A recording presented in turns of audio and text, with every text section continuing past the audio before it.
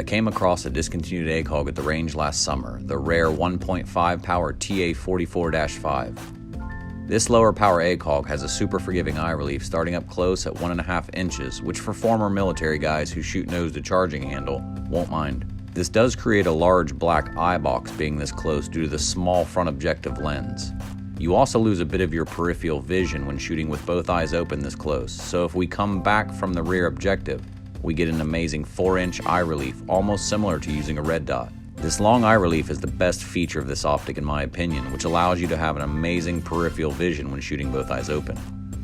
With the 1.5 power magnification, you can see what 150 to 350 yards looks like through the amazing glass that Trijicon uses. The 1.5 power gives you almost an enhanced vision compared to the naked eye, but still allows this to be used like a red dot without having to worry about batteries dying on you. The eye box can be a little touchy, but only as you move further away from the optic. Up close, this is no problem, being very similar to a tubed red dot in person. The field of view is 39 feet at 100 yards, which is plenty for only a 1.5 power optic, so it doesn't feel as narrow as many red dots do. The reticle in this particular model has a post and a dot, with the dot being 7 MOA in size. For beginners, this means the dot you see will physically cover 7 inches of your target at 100 yards.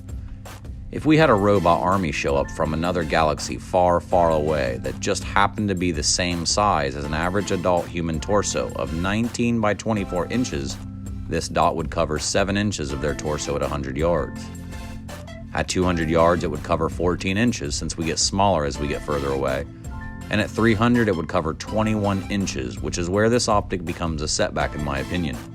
If only a small part of the target was exposed at this distance, like only their head and shoulders, your reticle would be too large to pinpoint your shot. So it is definitely a close-range optic with this type of reticle. I would consider this optic an alternative to red dots for fast, close engagements, with invading robots, of course. I also had the 1.5 by 16S, the compact version, with the ACSS reticle from Primary Arms, which I am a fan of. This reticle does not cover your targets at extended distances and has a bullet drop compensation built in.